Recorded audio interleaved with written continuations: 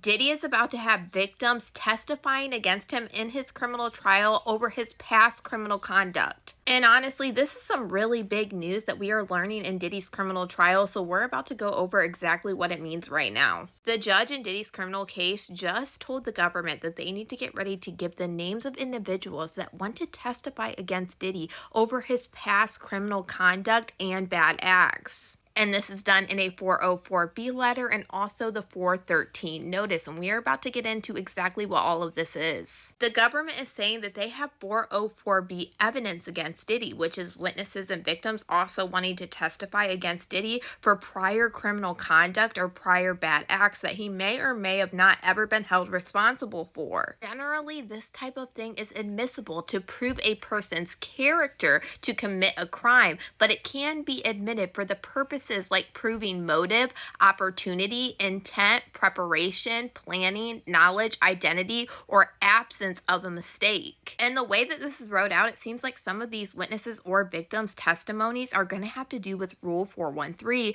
which is similar crimes in SA cases. In a criminal case in which a defendant is accused of SA, the court may admit evidence that the defendant had committed any other SA acts. The evidence may be considered on any other matter to which is relevant. It seems like the government is about to bring in witnesses and alleged victims from other SA acts to testify on the stand of Diddy's alleged prior bad actions dealing with SA. And to use this type of evidence in a trial, the prosecutor has to disclose this to the defendant, including the witness statements or a summary of the expected testimony, which we know is what they are talking about right now that they just had to hand over to Diddy. Now, the judge also said that any potential Rule 412 motions must be made by March 28th of 2025. Rule 412 that the judge is talking about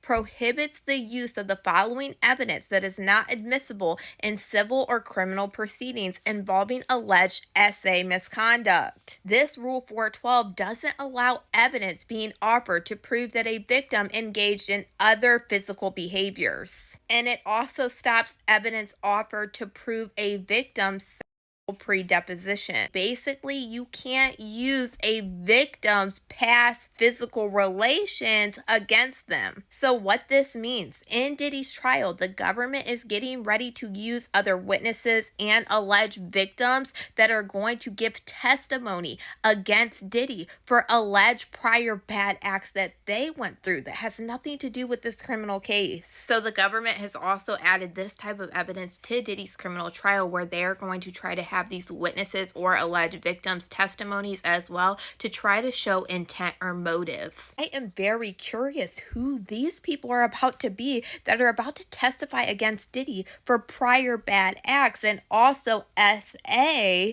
but they are not involved in this criminal case. They are basically just going to try to prove motive for the federal government. This is some crazy information to be learning, and we keep learning more and more information as we're getting closer to Diddy's trial. I'm really curious about who all we're going to hear from. The Fed said at the beginning of this, they interviewed like 300 witnesses already against Diddy. Now, the Feds just recently said that they believe it's going to take them about 6 weeks to lay out Diddy's whole entire case, and Diddy is saying it's only going to take him about 2 weeks to do it for his side. But now that we're learning that other alleged victims that are saying something happened to them with Diddy are coming forward and giving their testimony, which have nothing to do with this criminal case as a whole, is absolutely wild. But y'all let me know what you guys think about all this in the comments.